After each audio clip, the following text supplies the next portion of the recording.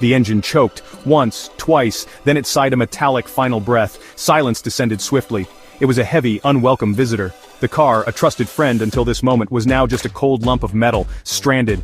He turned the key again, and again, only a dead click answered his desperate plea. The dashboard lights flickered once, then died completely, plunging him into an even deeper darkness. He was far from any town, far from any sign of life. The road stretched before him, a ribbon of tar swallowed by the night, behind him the same, no bars. His phone confirmed his isolation, a useless brick in his hand. He gripped the steering wheel.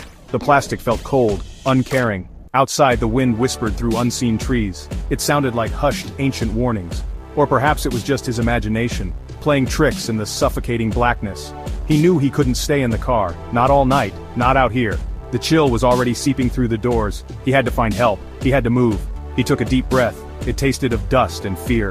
He opened the car door. The small interior light, weak as it was, felt like a betrayal as it extinguished, leaving him truly at the mercy of the shadows. He stepped out onto the rough asphalt. The air was colder than he expected. It bit at his exposed skin. He looked up, no moon, only a scattering of distant, indifferent stars. They offered no comfort, no guidance, just pinpricks in an endless dark velvet. He started walking. Each footstep sounded unnaturally loud. A crunch on gravel, a scuff on the road, announcing his presence to whatever lurked in the unseen. His eyes strained to pierce the gloom. Every rustle in the nearby woods sent a shiver down his spine. Was it an animal or something else? He tried to hum a tune, any tune, but his throat was too tight, his mind too full of creeping dread. He walked for what felt like hours, though it might have only been minutes. Time stretched and warped in the darkness. Then he saw it, a tiny faint glimmer, far ahead, barely visible, a pinprick of hope, or perhaps a lure. He quickened his pace, drawn towards the light. Any port in a storm, even a strange one. The light grew slowly, teasingly. It resolved itself into a soft pale glow, emanating from a solitary structure, an old phone booth, standing silhouetted against the darker mass of trees. It looked impossibly out of place, a relic from a forgotten era, dropped here in the middle of nowhere, like a forgotten toy from a giant's playset.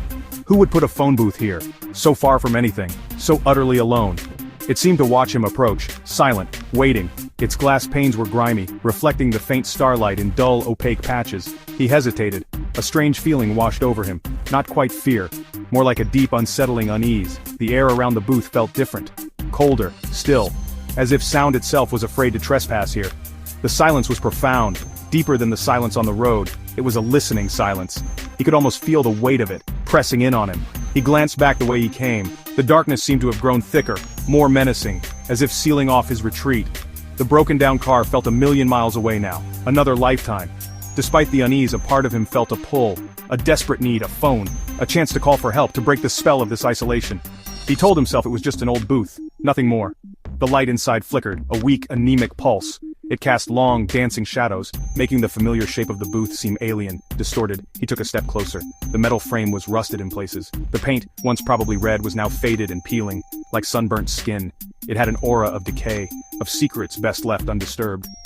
He reached for the door. The handle was cold, so cold it seemed to burn his fingers. He half expected it to be locked, or rusted shut, but it creaked open with a reluctant groan, a sound like a coffin lid being disturbed. The air inside was stale, thick with the scent of dust and something else, something faintly metallic, like old blood, or rust, or perhaps just old pennies. He stepped inside. The door swung shut behind him with a soft, decisive click. The sound was unnervingly final. He was inside now, with the phone, and the silence. The interior of the booth was small, confining. The single bulb overhead cast a sickly yellow light. It illuminated a heavy black telephone, the kind with a rotary dial. Ancient. He hadn't seen one like it in years. It looked almost like a museum piece. A thick, coiled cord connected the receiver to the base. He reached out a trembling hand. His fingers brushed against the cool bakelite of the receiver. He was about to lift it, to try and summon a dial tone from the depths of this forgotten place. To call someone. Anyone. Suddenly the phone rang, one shrill piercing burst of sound. It shattered the silence, making him jump, his heart hammered against his ribs. How could it ring? It was an old phone, in the middle of nowhere. Surely it wasn't connected, surely it couldn't work. He stared at it, frozen. It rang again, a demanding, insistent peal, louder this time, echoing in the tiny space. It seemed to drill into his skull, a sound that did not belong, a sound that was utterly wrong. He felt a cold sweat break out on his forehead. His hand, almost of its own accord, moved towards the receiver. He had to answer it. He had to know. It was a compulsion, stronger than his fear. He lifted the receiver. The ringing stopped instantly, replaced by a chilling silence on the line. For a moment he thought it was a deadline, a prank. Then a voice spoke, soft, raspy, like dry leaves skittering across concrete. "You shouldn't have come here," it whispered. The voice was close, too close, as if the speaker was standing right beside him. Yet, he was alone in the booth. "Who is this?" he managed to stammer.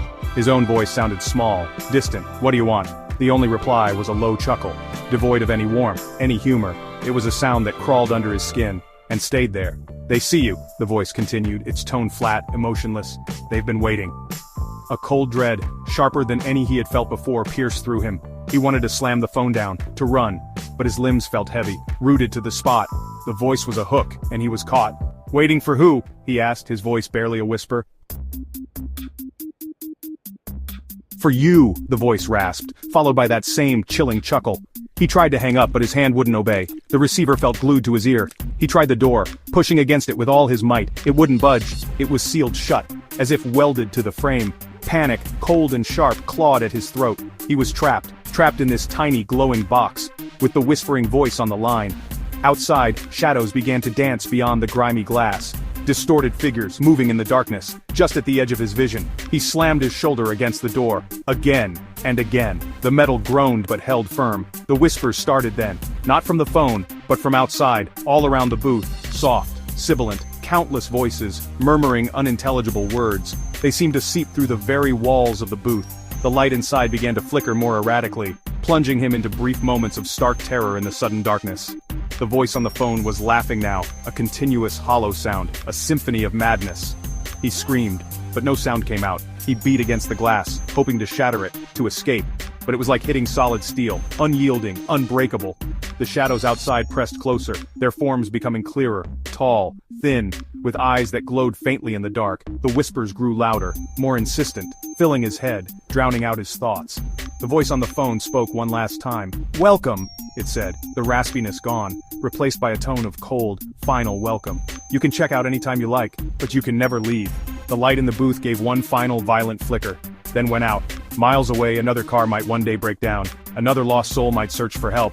They might see a faint, inviting light in the distance. A solitary phone booth, standing silent in the night, its light flickering softly, beckoning. If they looked closely through the grimy glass, they would see nothing inside, just an old black telephone, hanging slightly askew, waiting. The booth always looked empty from the outside. It always had room for one more call, one more occupant,